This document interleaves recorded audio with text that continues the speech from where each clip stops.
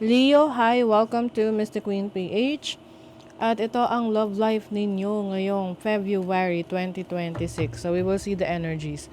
So, kung hindi ka interesado sa love life mo, wag mo nang panoorin, syempre, di ba? Ayan. So, general reading, just take what resonates. Pwede ka makarelate, pwedeng hindi. Di ba? So, let's see. And another reminder, hindi ako magme-message sa inyo or magpo-follow para mag-offer ng services. Mag-ingat kayo sa mga fake accounts. Scammers po yan. And also guys, pasensya na sa boses ko kasi baka maubo ako habang nagre-reading. Or parang feeling nyo yung boses ko napuputol. Pasensya na. And also nagtitake ako ng candy ngayon habang nagre-read. Baka yung iba mairita. Itong Paypakwa, ayan o. Kasi, may ubo. May ubo ako. Anyway, let's see Leo. Unahin natin yung mga single kasi baka nagtatampo na yung mga single. Oo. Tingnan natin. Pag sinabing single, ibig sabihin wala kang kakonek ha. Wala kang situationship. Like wala, ganon. Let's see ano yung energies ng mga Leo single ngayong February 2026 for Leo. Nako.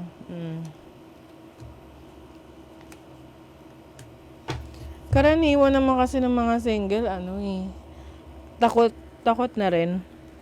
Kahit na merong opportunity for a relationship, parang feeling nila lolokohin sila. Oo.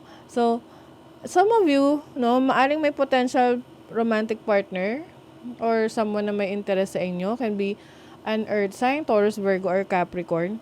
Kaya lang may pagka-defensive kayo. Alam mo yung tipong lagi yung binabara tong taong to.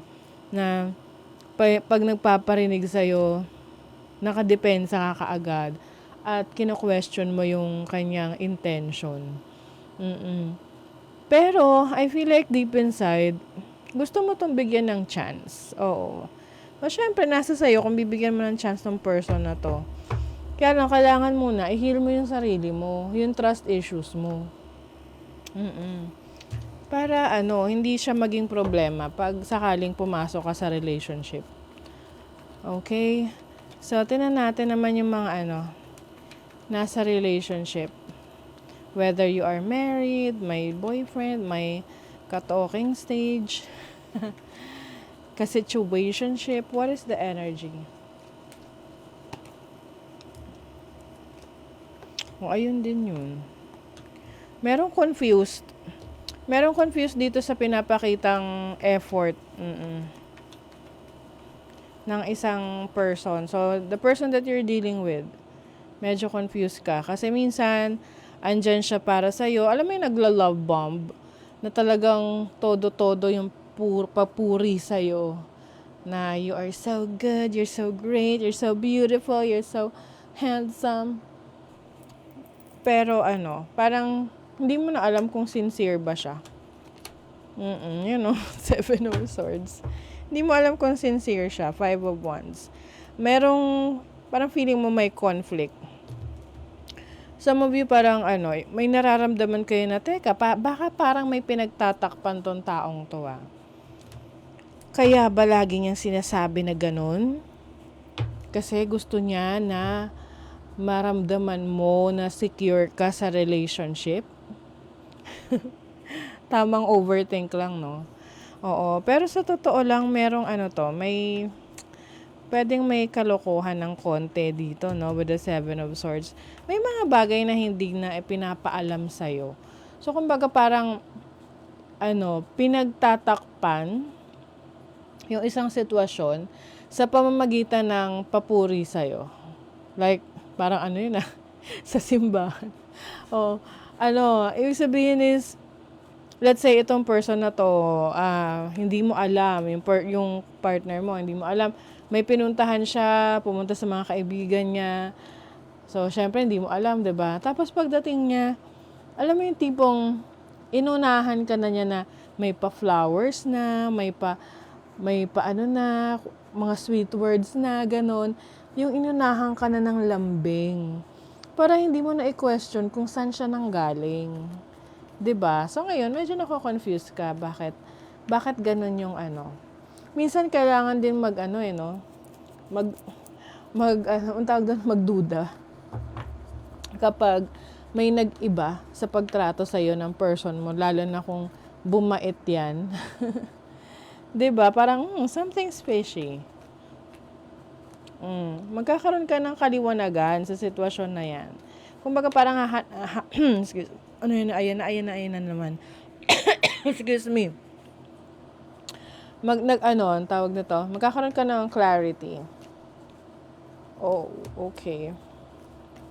Merong energy ng past dito. Baka lang naman, yung person mo ay merong naging connection ngayon sa past niya. Yung bang parang nagkaroon ng kumustahan, nagkaroon ng catching up. Uy, kamusta ka na? Married ka na? Ganon. But kasi, eto yung iba sa inyo, yung person that you're dealing with, etong ex niya, medyo merong malaking impact sa kanya sa past Yung malatipong the one that got away.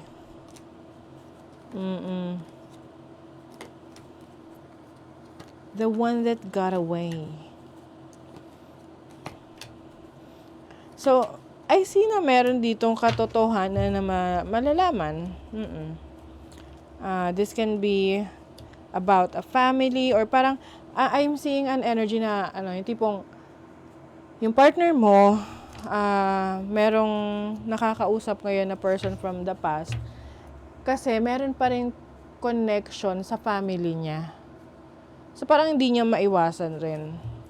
Oo, parang nagkaroon ng malalim na relationship yung ex niya sa family. Kaya pag may mga important events na pa rin na-i-invite. Again, may third party Pag may mga bakasyon or importanteng events. Syempre hindi naman para sa lahat yan, but for some of you ganon.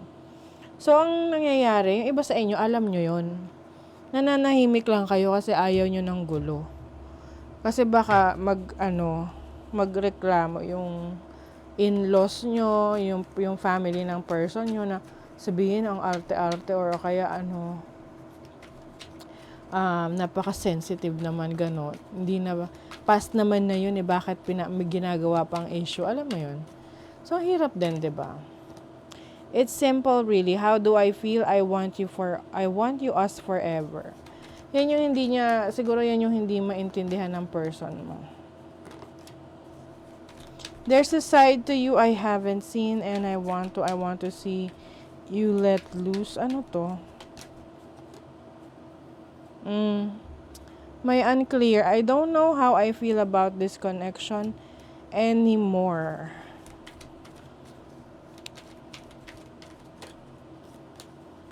If only there were a time machine to bring us back to those oh my God.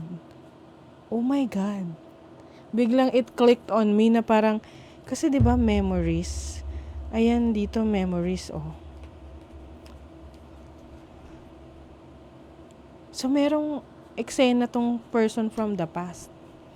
Na tipong nagkaroon sila ng communication wherein they trying to parang rekindle yung connection nila in a way na parang napag-uusapan kung ano yung mga pinagsamahan nila.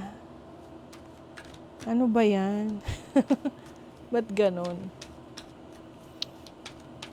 'Di ba? Ang hirap ng ganito kung nasa ganito kayong relationship. Soon I'm going to contact you.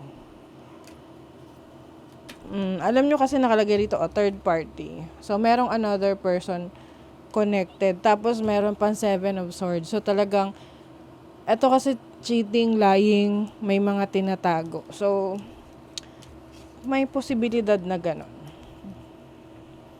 Truth will come out. Malalaman mo naman yan Tapos, magiging clear sa'yo na, okay, eto pala yun. Hindi pala talaga ikaw. O, baka naman mag-react kayo dyan, Siyempre, hindi naman to para sa lahat. Kasi may pinagpipilian dito. Two of coins. So, if you're in this relationship, edi i-check mo kung ano, talaga bang worth it tong person na to or kailangan mo nang umexit kasi ikaw rin yung ma-hurt in the end. 'Di ba? So, that is your reading, Leo. Thank you so much. See you again.